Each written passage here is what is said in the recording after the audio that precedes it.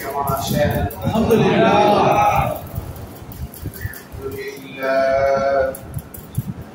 আলহামদুলিল্লাহ ওয়া কাফা ওয়া সালামুন আলা ইবাদিহিল্লাযীনা ইসতাফা। أما بعد فقد قال الله تبارك وتعالى في كلامه المجيد আমার সঙ্গে সকলে বলেন আউযু বিল্লাহি মিনাশ শাইতানির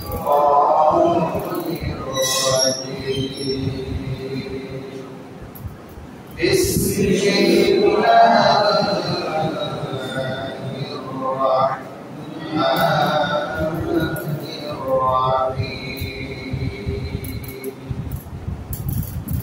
وإذا سألك عبادي عني فإني قريب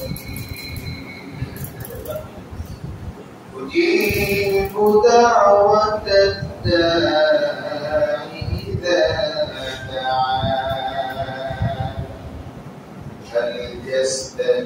فليستجيبوا لي وليؤمنوا بي لعلهم يرشدون. وقال رسول الله صلى الله عليه وسلم الدعاء سلاح المؤمنين. وقال تعالى في شان حبيبه ومحبوبه ومعشوقه مخبرا وآمرا إن الله وملائكته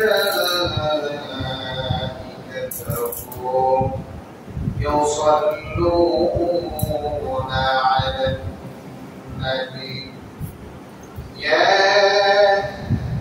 أيها الذين آمنوا صلوا عليه وسلموا تسليما. اللهم صل على سيدنا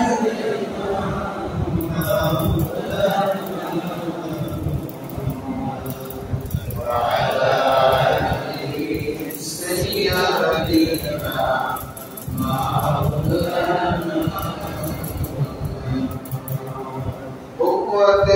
इश्क से हर मुझको बाला कर दे कहने इसमें मोहम्मद से उजाला कर दे. अल्लाहुम्मा सल्ली अला सय्यिदिना मौलाना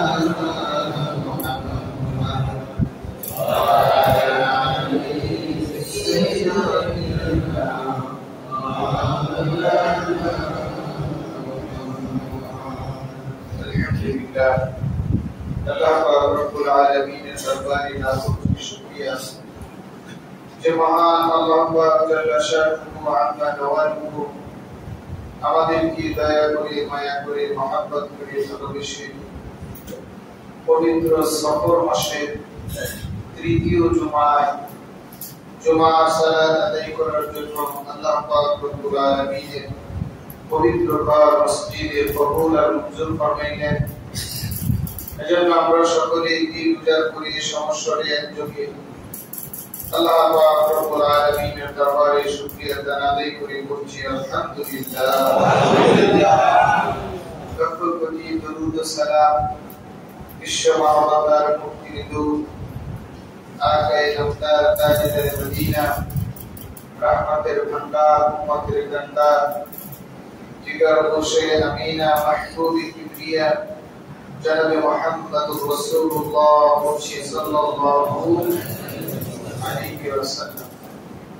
সম্মানিত হাজিরিন, সম্মানিত মুসল্লিয়ানে কিরাম, সম্মানিত মুরব্বিয়ানে আযম, স্নেহের কচিকাঁচা, আল্লাহ পাক রব্বুল আলামিন না চাহিতে আমাদেরকে অসংখ্য অগণিত অপূরন্ত নিয়ামতের সাগরে ভাসিয়ে রেখেছেন। বলি আলহামদুলিল্লাহ। দুনিয়ার জমিনে আমাদেরকে আল্লাহ পাক রব্বুল আলামিন পাঠিয়েছেন, এজন্য কি আমরা আল্লাহর দরবারে দোয়া করেছিলাম যে আল্লাহ আমাদেরকে দুনিয়াতে পাঠান। আমরা তো জানি না কি বলবো, দুনিয়াতে আসার পরে বুঝতে পারছি কই আসলাম। এর আগের কোনো খবর আমাদের জেনে নাই, আমাদের নলেজে নাই। আল্লাহ পাক রব্বুল আলামিন দয়া করে আমাদেরকে দুনিয়ার জমিনে পাঠিয়েছেন। বলি আলহামদুলিল্লাহ। আল্লাহ পাক রব্বুল আলামিন দুনিয়াতে পাঠানোর সাথে সাথে আমাদেরকে এক্সট্রা একটি অনুগ্রহ করেছেন, যার শুকরিয়া আদায় করে কিয়ামত পর্যন্ত যদি সিজদায় করে থাকি শেষ হবে না। বলি সুবহানাল্লাহ। আমাকে আর আপনাকে আল্লাহ পাক রব্বুল আলামিন মুসলমানের ঘরে পাঠিয়েছেন। বলি আলহামদুলিল্লাহ। আল্লাহ পাক রব্বুল আলামিন যদি আমাকে আর আপনাকে মুসলমানের ঘরে না পাঠাতেন তাহলে আমার আপনার কোনো কিছু করার ছিল না, কিছুই করার ছিল না। তবে আল্লাহ পাক রব্বুল আলামিন দুনিয়াতে সব মানুষকে মুসলমান হিসেবেই পাঠায়। বলেন আলহামদুলিল্লাহ। আল্লাহ হাবিব সাল্লাল্লাহু আলাইহি ওয়াসাল্লাম বলেন, কুল্লু মাওলুদিন ইউলাদু আলাল ফিতরা ইলা আখিরিল হাদিস। আজকে যেহেতু এই বিষয়ে আলোচনা না, সেহেতু এদিকে লম্বা করছি না। প্রত্যেকটি মানুষকে আল্লাহ পাক রব্বুল আলামিন ইসলামের উপরে প্রেরণ করেন, কিন্তু তার পিতা মাতা তাকে, তার পরিবেশ তাকে বিভিন্ন দিকে ডাইভার্ট করে নিয়ে যায়। আল্লাহ পাক রব্বুল আলামিন প্রত্যেকটি মানুষকে মুসলমান হিসেবেই দুনিয়ার জমিনে পাঠান, কিন্তু সে কি করে?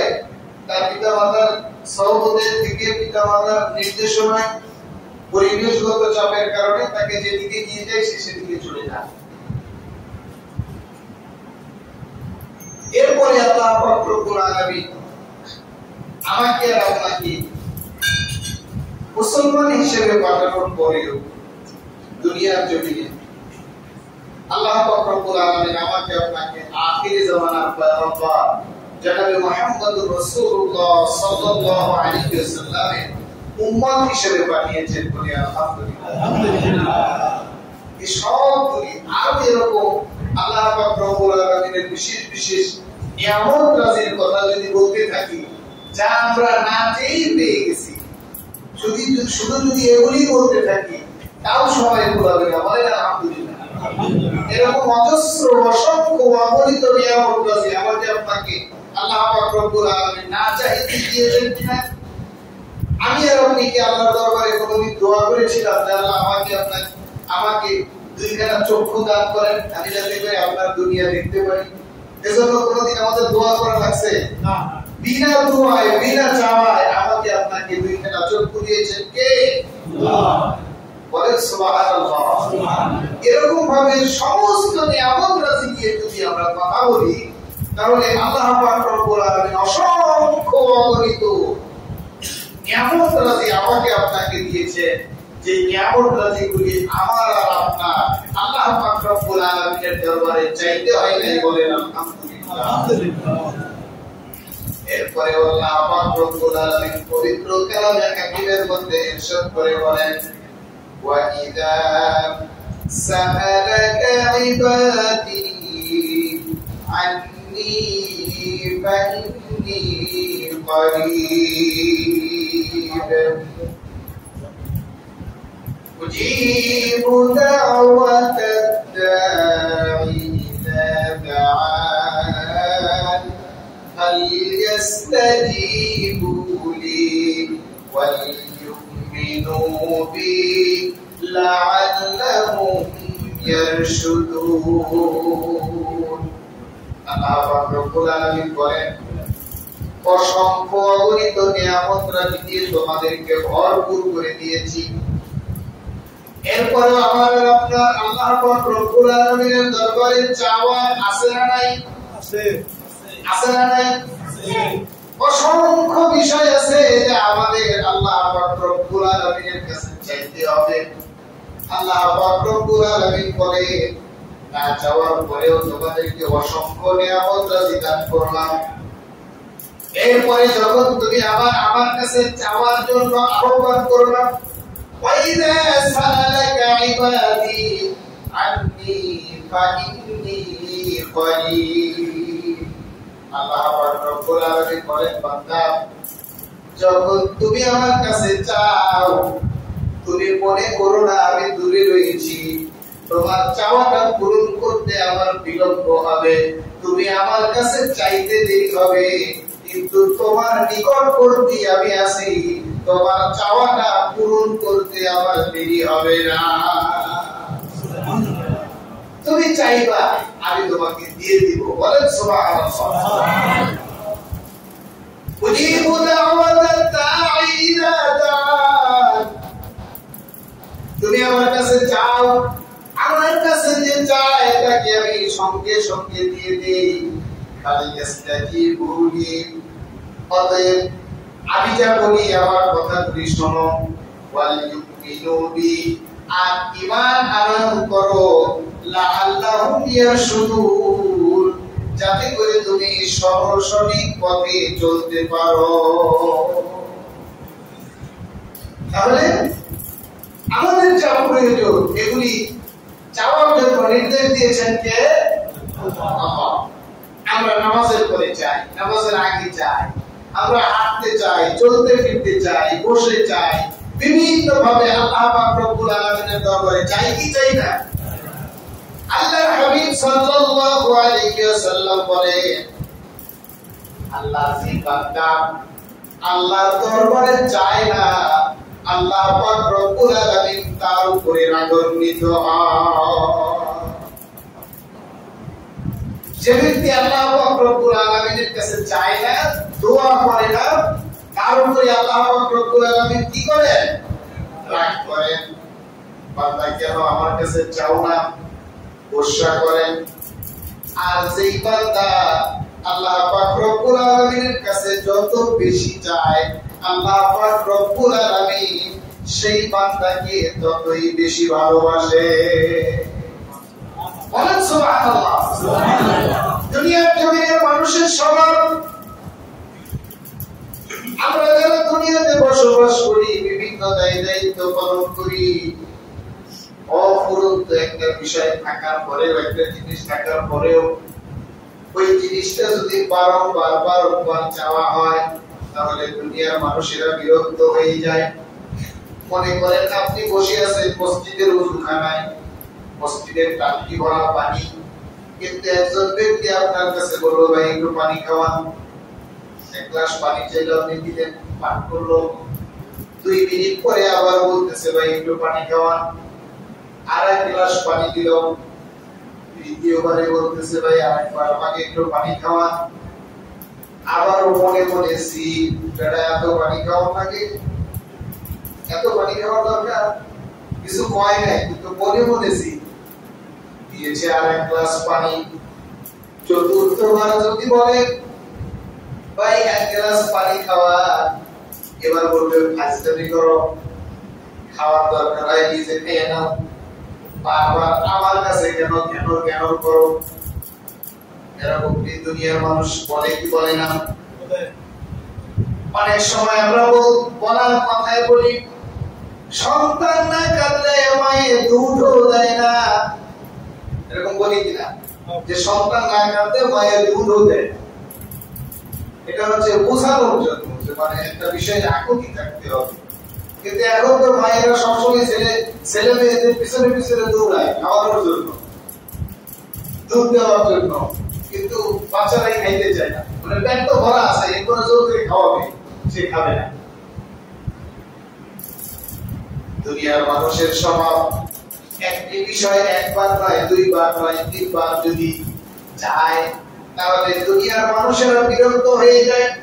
এমনকি মায়ের কাছে যদি একটি বিষয় নিয়ে বারংবার বারংবার বলা হয়, দুনিয়ার জমিনে আমাকে আপনাকে সবচেয়ে নিঃস্বার্থ ভাবে যিনি ভালোবাসেন তিনি হচ্ছেন আমাদের মা।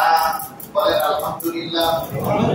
মায়ের কাছে যদি বারংবার বারংবার একটি বিষয় চাওয়া হয়, কোনো কিছুর আবদার করা হয়, তাহলে মাও একটা সময় বিরক্ত হয়ে যায়। কিন্তু আল্লাহ পাক রব্বুল আলামিনের বৈশিষ্ট্য, বান্দা আল্লাহর কাছে যত চায় আল্লাহ পাক রব্বুল আলামিন ততই খুশি হয়ে যায়। আল্লাহ পাক রব্বুল আলামিন পবিত্র কালামে হাকিমের মধ্যে ইরশাদ করে বলেন, উদউনি আস্তাজিব লাকুম। বলেন সুবহানাল্লাহ। আল্লাহ পাক রব্বুল আলামিন বলেন, বান্দা আমাকে ডাকো, আমি তোমার ডাকে সাড়া দিব। পবিত্র কোরআনুল কারীমে আল্লাহ পাক রব্বুল আলামিন আয়াতের ভঙ্গিমা এমন ভাবে দিয়েছেন, এর মাঝখানে কোনো প্রতিবন্ধকতা নাই, কোনো জটিলতা নাই, কোনো কঠিনতা নাই, কোনো চিন্তা বিভেদ করার দরকার নাই, বিলম্বের কোনো সুযোগ নাই। আল্লাহ পাক রব্বুল আলামিন বলেছেন, উদউনি আস্তাজিব লাকুম। বলেন সুবহানাল্লাহ। আমাকে ডাকো, আমি তোমাকে সাড়া দেব। আমাদের অনেকের মনের মধ্যে চিন্তা হইতে পারে, কত কিছু চাইলাম আল্লাহর কাছে, কই পাইলাম না তো। হুজুর তো বলতেছেন আল্লাহর কাছে চাইলেই দেয়, কিন্তু কত কিছু চাইলাম আল্লাহর কাছে, কত দোয়া করলাম, আল্লাহ 1 কেজি স্বর্ণ দাও, আধা কেজি তোমার রাস্তায় দান করে দিব। আর তোমার যদি বিশ্বাস না হয়, তোমার আধা কেজি তুমি রেখে দাও, আমার আধা কেজি আমার কাছে দিয়ে দাও। এরকম দোয়া করার লোক আছে না নাই? আল্লাহর কাছে দোয়া করে যে আল্লাহ 1 কেজি স্বর্ণ দাও, আধা কেজি তোমার রাস্তায় দান করে দিব। আর যদি বিশ্বাস না হয় তাহলে তুমি আধা কেজি তোমারটা রেখে দাও, আর আমারটা আমার দিয়ে দাও। এইভাবে দোয়া করলে হবে না। বান্দা আল্লাহ পাক রব্বুল আলামিনের কাছে যেই দোয়া করে, ওই দোয়াই আল্লাহ পাক রব্বুল আলামিন কবুল করে নেন। বলেন আলহামদুলিল্লাহ। কিন্তু এটা দোয়া হইল। আপনি মনে করেন আল্লাহ মাফ করুন, অবৈধ জায়গায় 10 লক্ষ টাকা প্রয়োগ করেছেন, ইনভেস্ট করেছেন অবৈধভাবে, হারাম পন্থায়। দেওয়ার সময় খুব খুশি ছিলেন যে দিতেছি 10 লক্ষ, এটা 3 মাস পরে 15 লক্ষ হয়ে যাবে।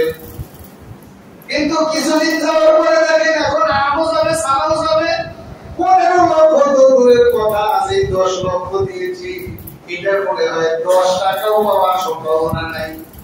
এবার মসজিদের হুজুরের কাছে এসে দোয়া চায়, বাবার কাছে দোয়া চায়, মুরব্বিদের কাছে দোয়া চায়, নিজের তাহাজ্জুদ কইরা কইরা দোয়া করে যে আল্লাহ বাঁচাও, বিপদে পড়ে গেছি, আমার লাভের দরকার নাই, আমার আসলটা দিয়ে দাও।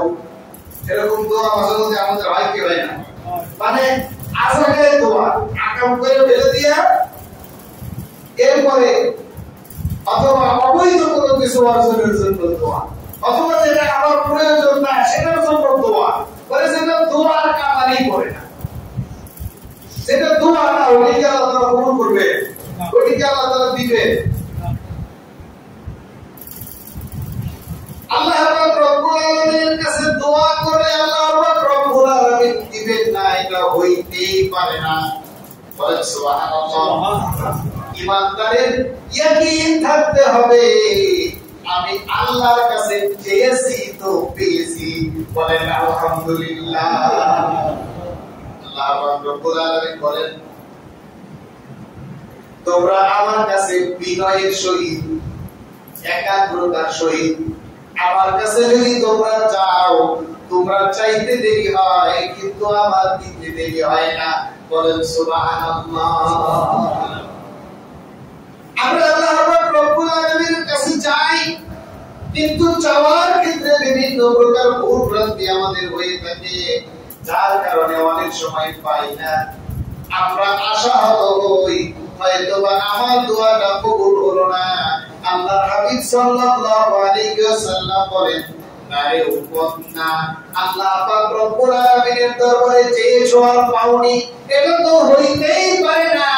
তুমি আল্লাহর দরবারে দোয়া করবা, দোয়া করার সঙ্গে সঙ্গে আল্লাহ পাক রব্বুল আলামিন সেটা তোমাকে দিয়ে দিবেন।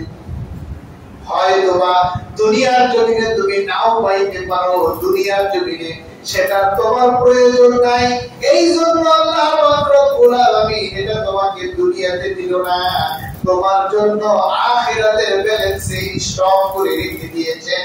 কাল কিয়ামতের কঠিন ময়দানে তোমার এই দোয়ায় যা চেয়েছিলে সেইটা আল্লাহ পাক রব্বুল আলামিন দিয়ে দিবেন। বলেন সুবহানাল্লাহ। তাহলে লস আছে?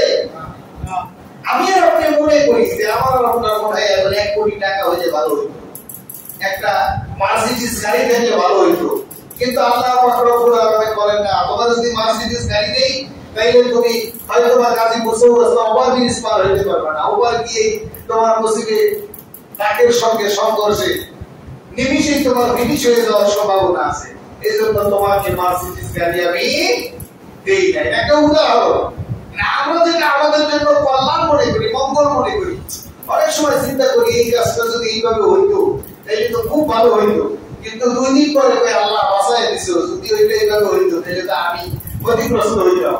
আমাদের সকলের জীবনে এরকম কিছু ঘটনা থাকে কিনা? আল্লাহ পাক রব্বুল আলামিনের কাছে চাইলেই আল্লাহ পাক রব্বুল আলামিন দেন, বান্দা চায় আল্লাহ দেন না, এমন কি হইতেই পারে না। আল্লাহ হাবিব সাল্লাল্লাহু আলাইহি ওয়াসাল্লাম বলেন, দুনিয়ার জমিনে যা না পাও সেগুলি আল্লাহ পাক রব্বুল আলামিন কাল কিয়ামতের কঠিন ময়দানে তোমাদেরকে দিয়ে দিবেন। বলেন সুবহানাল্লাহ। আর ওই কাল কিয়ামতের কঠিন ময়দানে মানুষেরা আফসোস করতে থাকবে আর বলতে থাকবে, আল্লাহ তুমি আমাকে কত ফরিয়াদ করেছিলাম, আমাকে কত কিছু তুমি দুনিয়ার জমিনে দিয়ে দিয়েছো, আমাকে যদি দুনিয়াতে না দিতা, আমার জন্য যদি আখিরাতে জমা রাখতা, ওইটাই আমার জন্য মঙ্গলজনক হইতো। তখন মানুষেরা আফসোস করবে যে আল্লাহ আমি চাইছিলাম দুনিয়াতে, আমি নাই বুঝি নাই, এজন্য দুনিয়াতে চাইছি, তুমি তো আমার মঙ্গল চাও, তুমি তো বোঝো, তুমি আমার জন্য এগুলি জমা করে রাখতা। দুনিয়াতে আমার একটু কষ্ট হয় হইতো, কারণ দুনিয়া তো খরচ নাই, দুনিয়ায় তো চিরজীবন থাকতে পারবো না, দুনিয়ার হায়াত তো শেষ হয়ে যাবে, কিন্তু তুমি আমার জন্য আখিরাতে জমা করে রেখেছ। আখিরাতে আমি যেটা পেলাম, আমার এই আখিরাতের হায়াত শেষ হবে না, আমি এটা অনাদি অনন্তকাল ভোগ করতে পারবো। বলেন সুবহানাল্লাহ। এজন্য আল্লাহ পাক রব্বুল আলামিনের দরবারে দোয়া করার দরকার, চাওয়ার দরকার আমাদের সকলের আছে না নাই? কিন্তু চাওয়ার তো একটা পদ্ধতি আছে, চাওয়ার তো একটা সিস্টেম আছে, আমরা তো পাই না, চাইলে অনেক কিছুই পাই না, এই জন্য হতাশ হয়ে যায় আর চাই না। অনেকেই চিন্তা করে যে আল্লাহর কাছে এই জিনিসটা এত চাইলে আল্লাহ দিল না, আল্লাহ আমার কথা শুনলো না, আমি আল্লাহর কাছে কত দোয়া করলাম, কত হুজুরকে টাকা খাওয়াইলাম, কত কবিরাজকে টাকা খাওয়াইলাম, এরপরে কত নেতানেত্রী ধরলাম, কিন্তু আমার এই কাজটা হইল না। মানে হুজুরকে টাকা খাওয়াইছে কিভাবে? দোয়া করার সময় হুজুর একটু হাতিয়ে দিছে, কবিরাজকে টাকা খাওয়াইছে তকদির করার জন্য দিছে, কবিরাজকে টাকা কবিরাজের মুখ হাতিয়ে দিছে, মনে করছে কাজ হয়ে যাবে, আসলে তো মুখ হাত হইলো টাকা নেওয়ার জন্য, খুন দিয়া কবিরাজের কাজ হয়েছে, কিন্তু কবিরাজের কাছে টাকা দিছে তার আর কাজ হয় না। এরকম ঘটনা আমাদের সমাজে আছে না নাই? অনন্তর অপ্রয়োজনীয় শরিয়া নিষিদ্ধ পদ্ধতিতে অনেকে স্বার্থ হাসিলের জন্য কবিরাজের পিছনে ঘুরে। অনেকে আমাদেরকে এসে বলে, আমি তো ছোট মানুষ, এরপরে আমাকেও মানুষে বলে যে হুজুর টাকা যা লাগে আমার এই কাজটা করে দেন। এমন কিছু বিষয় উপস্থাপন করে যে বিষয়গুলি আকাশ কথা বলেন। আমি বলি যে আপনি মাথায় সমস্যা নাকি, এইটা এইভাবে হয় নাকি? বলে এই জন্যই তো আপনার কাছে আসছে, হয় না জন্যই তো আপনার কাছে আসছে, হওয়ারও থাকবে, পয়সা দেবো কি এমনি নাকি? আকাশকে বাতাল করা লাগবে, বাতালকে আকাশ করে লাগবে, তাহলে কেমন হুজুর হইলে আর কিসের জন্য টাকা দেবো? এভাবে পয়সা নষ্ট করে। অনেকে আবার শিরকি বুঝে না, কুফরি বুঝে না বলে জীবন অনিষ্ট হয়ে গেছে, আর সহ্য করতে পারতেছি না বলে শেষ করে দেন। এজন্য টাকা যা লাগে দেবো বলে দিতে সন্ত্রাসের কাছে যান, হুজুরের কাছে আসছেন কেন? সন্ত্রাসের মার দিয়ে বাইরে ফেলাইবো, মানে সন্ত্রাসেও ধরা করবো, আপনিও ধরা করবেন, দুইজন মিলে জেল খাটতে থাকবেন। হুজুরের কাছে আসছেন কেন? ওই যে ওই ভয়ে, মানে ওই জেল খাটার ভয়ে। সন্ত্রাসের কাছে গেলে বা নিজে যদি শেষ করে দেয় তাইলে তো সে মারা যাবে। এজন্য আমি অপরাধী হবো, জেল খাটা লাগবে। হুজুর দিয়ে যদি মেরে ফেলাই, তরতিব করে যদি মারা যায়, কালো জাদু করে যদি মারা যায়, তাইলে তো ভাব দিয়ে সে হয়ে যাবে, আমি ধরা চলার বাইরে দিলাম। এজন্যই তো আপনাদের কাছে আসি। বলেন নাউজুবিল্লাহ। এরকম ভাবে যারা কোনো কবিরাজের আশ্রয় নেয়, নিয়ে অন্যের ক্ষতি সাধন করে, এজন্য তার কিয়ামতের কঠিন ময়দানে আল্লাহর দরবারে জবাব দিতে হবে। জবাব করে বলেন নাউজুবিল্লাহ। এবং শিরকি আর কুফরির আশ্রয় নিয়ে সে দুনিয়ার জমিনে সে নিজে হাতে তার জান্নাতে যাওয়ার রাস্তাকে চিরতরে বন্ধ করে নিল। জবাব করে বলেন নাউজুবিল্লাহ। সবর করেন, আপনি যা চান হয়তো সেটা আপনার জন্য মঙ্গলজনক নয়। এই জন্য আল্লাহ পাক রব্বুল আলামিন দেন না, হয়তো আপনার চাওয়ার মতো চাওয়া হয় না, কিন্তু আপনি এই জন্য এত ফুরফুরি মেজাজের হলে কিভাবে হবে, এত নরম মেজাজের হইলে কিভাবে হবে? আপনি একেবারে দুনিয়ার জমিনে বসে আল্লাহর দুনিয়ায় থেকে, আল্লাহর জমিনে থেকে আল্লাহর নিয়ামত রাজি খেয়ে আল্লাহর দরবারে দোয়া না করে, সবর না ধরে অবৈধ পন্থা অবলম্বন করবেন, কুফরির শিরকির আশ্রয় নিবেন, আল্লাহ পাক রব্বুল আলামিন আপনাকে ক্ষমা করবে না। একটু জবান খুলে বলেন নাউজুবিল্লাহ। তাহলে আমাদের আল্লাহ পাক রব্বুল আলামিনের দরবারে চাইতে হবে কিভাবে? অন্তর থেকে হালাল বৈধ জিনিস, ভালো জিনিস আল্লাহর দরবারে চাওয়া লাগবে এবং মনোযোগের সহিত চাওয়া লাগবে। অমনোযোগী হয়ে চাইলে আল্লাহ পাক রব্বুল আলামিন দেন না। অনেকে আছে না দোয়া করতেছে রব্বানা যালামনা আনফুসানা, মানে মুখে বলতেছে কিন্তু অন্তর হাজির না, কি বলতেছে এটাও জানে না, মনে করতেছে দোয়া করতেছে। অনেক সময় আমরা যখন দোয়া করি, মুসল্লিরা অথবা যারা শুনে তারা যদি সামনে থাকে, দেখা যায় হুজুরে কাইতে ভিটলে গেছে, আর মুসল্লিরা চিন্তা করতেছে হুজুর সারে না, এত সাই কেন? ঠিক কিনা বলেন? তাড়াতাড়ি ছেড়ে দিব, মিষ্টি দিয়ে চলে যাবো, যাবে না শেষ। এই যে হুজুরে ধরছে দোয়া, কেমন হয়ে যাইতেছে। কিন্তু হুজুরের ভিতরে তো আবেগ, আল্লাহর প্রতি অগাধ বিশ্বাস আর সমুদ্র পরিমাণ ভালোবাসা, মালিকের সঙ্গে প্রেম তৈরি হয়ে গিয়েছে। এজন্য আল্লাহর দরবারে দোয়া করতেছে, চাইতেছে আর চাইতেছে, একটার পরে একটা আসতেছে আর চাইতেছে। মালিকের সঙ্গে গোলামের সম্পর্ক হয়ে গিয়েছে, যার কারণে গোলাম খালি মালিকের কাছে চায়।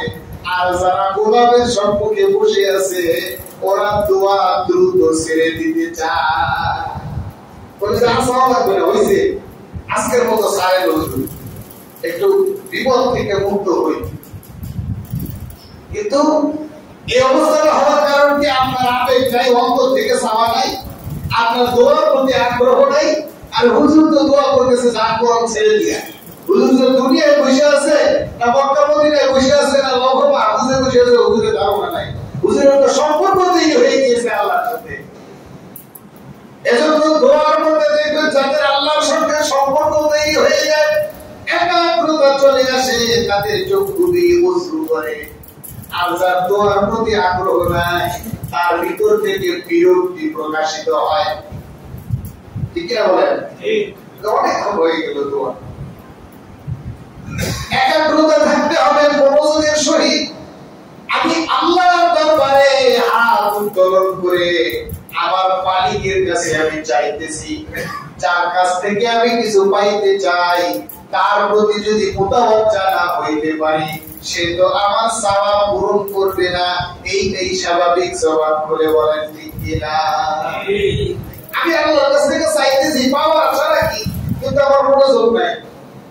দোকানে যায় টাকা দিব 5 টাকা দিব একটা চা দেন বলে সেটা এদিক ওদিক ঘুরেও যদি আসি আর চাটা যদি ঠান্ডা হয়ে যায় দেরি হয়ে যায় দোকানদারও ধমক দেয় এই মিয়া চা অর্ডার দিয়ে কই গেছি চা ঠান্ডা হয়ে গেল আপনার জন্য কি আবার চা বানাবো কি বলেন এরকম হয় কি হয় না ওই ঠান্ডা চাই খাওয়া লাগে তো আমাদের দোয়ার অবস্থা ওই রকম আমরা চাই অমনোযোগী হয়ে আল্লাহ জানলে ওই দিয়ে আমাদের সন্তুষ্ট করেন এছাড়া তো উপায় নাই তাহলে মনোযোগের সহিত চাইতে হবে এরপরে দোয়া কবুলের জন্য কোরআন এবং হাদিস স্টাডি করে দেখলাম আল্লাহ পাক রব্বুল আলামিন দোয়া কবুলের জন্য শর্ত দিয়েছেন হালাল খাওয়া এই জায়গায় তো আমরা শতকরা 95% গোল্ডেন এ প্লাস নিয়ে ফেল মারি কি বলেন গোল্ডেন এ প্লাস নিয়ে ফেল হালাল খাবারের কথা যদি আলোচনা করতে যাই যার যার কর্মস্থল থেকে কি পরিমাণে অন্যায় যে আমাদের দ্বারা হয়ে যায় আল্লাহ পাক রব্বুল আলামিনের বিশেষ দয়া আর অনুগ্রহে আমাদেরকে ক্ষমা না করলে পার পাওয়ার উপায় না আল্লাহ পাক রব্বুল আলামিন আমাদের সবাইকে হালালের উপরে অবিচল রাখুন সকলে জবাব করে বলি আল্লাহুম্মা আমিন আরেকটু জবাব করে বলি আল্লাহুম্মা আমিন হালাল খাবারের উপরে আমরা অন্য এক সময় হালালের উপরে হালাল রিজিকের উপরে আলোচনা করব ইনশাআল্লাহ তাহলে একাগ্রতার সহিত মনোযোগের সহিত আল্লাহর দরবারে দোয়া করতে হবে হালাল খাবার খেতে হবে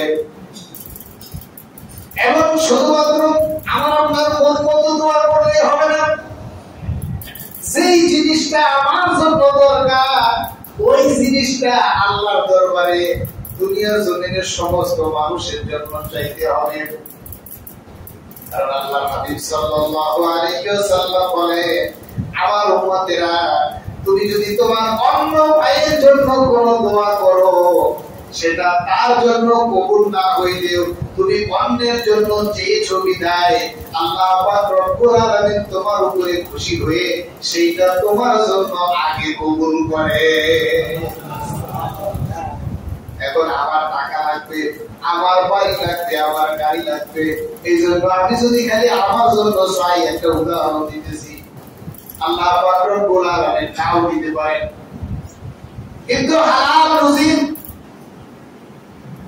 অফুরন্ত সুযোগ ঋণ থেকে মুক্তি বিপদ থেকে মুক্তির জন্য দুনিয়ার জমিনের সমস্ত মানুষের জন্য যদি দোয়া করি আল্লাহ পাক রব্বুল আলামিন অন্য কারোর জন্য কবুল না করলেও আল্লাহ হাবিব সাল্লাল্লাহু আলাইহি ওয়াসাল্লামের হাদিস মতে আগে আমার জন্য কবুল করবেন বলে সুবহানাল্লাহ কারোর জন্য যদি দোয়া করার কথা বলা হয় অনেকে মনে করে যে হুজুরের কাছে দোয়া চাইছে মানে হাদিয়া দিছে তো হুজুরে তো চাকরি করে বিপদে পড়ে দোয়া করবই হাদিয়া দিছে আর আমাদের কি দরকার অথবা আছে কিছু টাকা পয়সা একজন হুজুরের কাছে দোয়া দেন চায় মসজিদে দোয়া দেন চায় তার জন্য দোয়া করার মানে মন থেকে কোনো আগ্রহ নেই যে তার জন্য দোয়া করবো তার ছেলে ভালো হোক শিক্ষিত হোক অথবা সে সুস্থ হোক অথবা তার প্রয়োজন মিটুক তার সাথে তো আমার কোনো সম্পর্ক নেই না হইলেই ভালো হইতো তার মনে হয় আমার দেওয়া লাগবে তার সুস্থতা হয় আমার দেওয়া লাগবে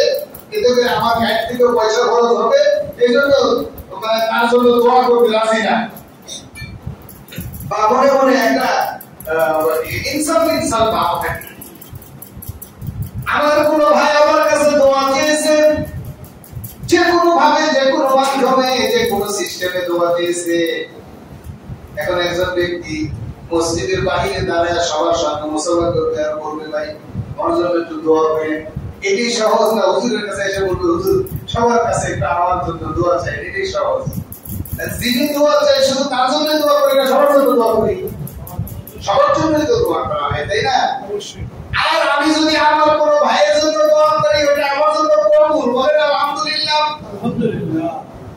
এই জন্য দোয়া করার সময় খেয়াল রাখতে হবে শুধু আমাকে দাও শুধু আমি পাই বিষয়টি যদি এরকম হয় আল্লাহ পাক রব্বুল আলামিন সন্তুষ্ট হন না একটু জবান খুলে বলেন নাউযুবিল্লাহ দুনিয়ার জমিনে সমস্ত মানুষের জন্য দোয়া করতে হবে সমস্ত জীবজন্তুর জন্য কুল কায়নাতের জন্য দোয়া করতে হবে তাহলে আল্লাহ পাক রব্বুল আলামিন কবুল করে নেবেন বলি আলহামদুলিল্লাহ।